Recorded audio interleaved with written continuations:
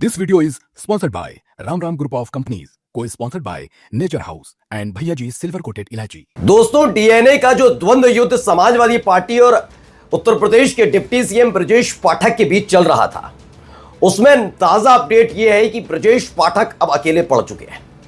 Bharatiya Janata party के साथ साथ बीजेपी के आईटी सेल और सोशल मीडिया के साथ साथ पूरी सरकार जहां एकजुट होकर समाजवादी पार्टी के खिलाफ मोर्चा खोल सकती थी, वहां सिर्फ खाना पूर्ति की गई है।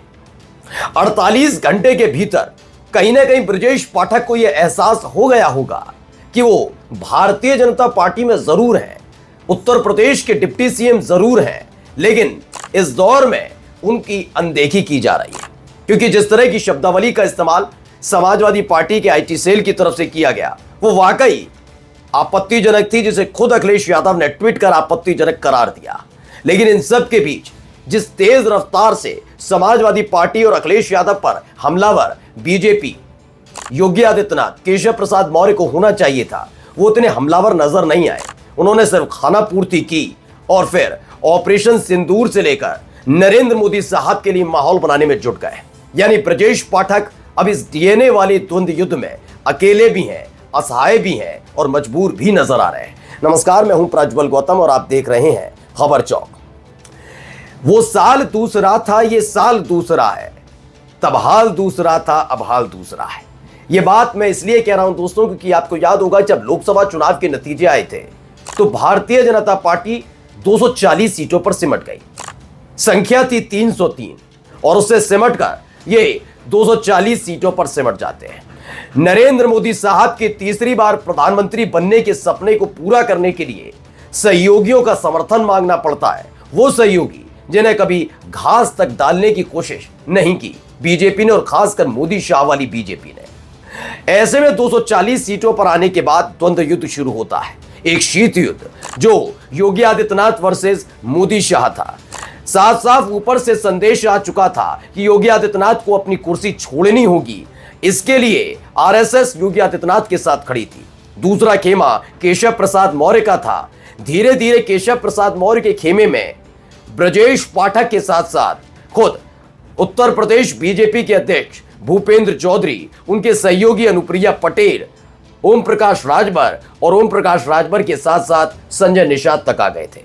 लेकिन संघ की मौजूदगी ने यह खेल बिगाड़ दिया था। योगी आदित्यनाथ यूं कि त्यों मुख्यमंत्री बने रहे।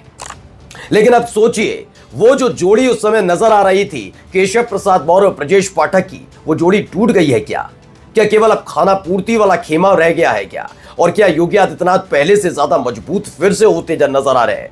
ये बात मैं इसलिए कह रहा हूं क्योंकि इतने बड़े बयान के बावजूद देखिए केशव प्रसाद मौर्य क्या लिखते हैं। परिवारवादी समाजवाद अब पूरी तरह से लठैतवाद में बदल चुका है। इसके अलावा इन्होंने कहीं कोई जिक्र उस मसले पर किया ही नहीं जो डीएनए वाले मसले के बाद समाजवादी पार्टी के आईटी सेल की तरफ से शुरू हुआ था। जरूर ब्रजेश पाठक ने उस पर आपत्ति जताई थी। अखिलेश यादव से, डिंपल यादव से कहा था कि देखिए समाजवादी पार्टी का किस तरह की भाषा शैली है, लेकिन न योगी आदित्यनाथ ने उस लहजे में लिखा और न ही केशव प्रसाद मौर्य ने। योगी आदित्यनाथ से पहले भी उम्मीद नहीं थी, क्योंकि जब खेमेबंदी हो रही थी तो योगी आदित्यनाथ के एंटी खेमे में ब्रजेश पाठक मौजूद थे, यानी केशव प्रसाद मौर्य के साथ मौजूद थे। यकीन मानिए, जब मैं केशव प्रसाद मौर्य के ट्विटर हैंडल पर गया, मुझे पूरी उम्मीद थी कि जो योगी आदित्यनाथ ने लिखा है उससे 2 या 4 कदम आगे बढ़कर केशव प्रसाद मौर्य समाजवादी पार्टी पर हमलावर नजर आएंगे, लेकिन ऐसा नहीं हुआ।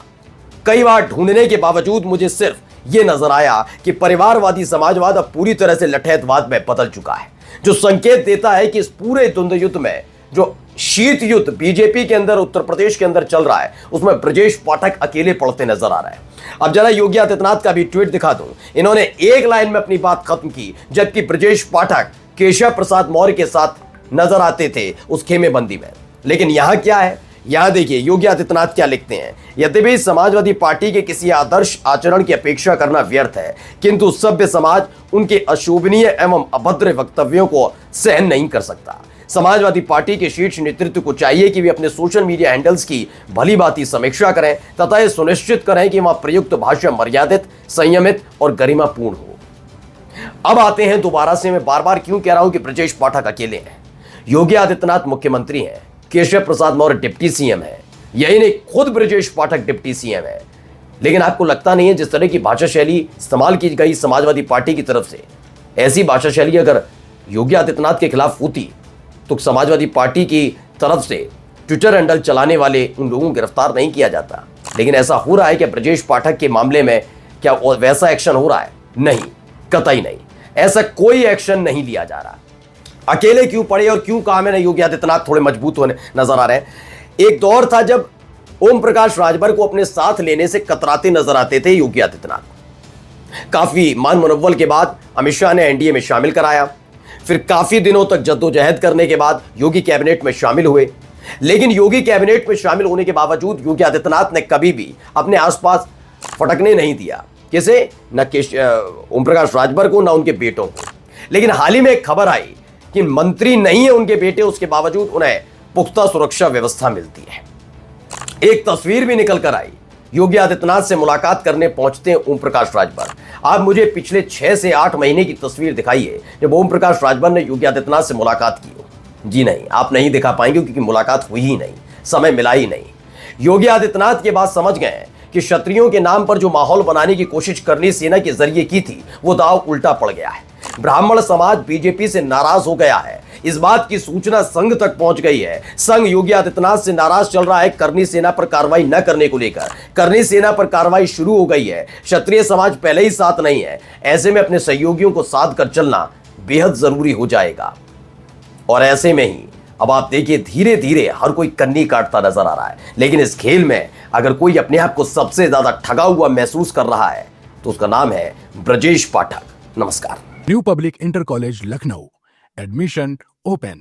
फॉर मोर इन्फॉर्मेशन कॉल 0522 282232 और 7755 089585।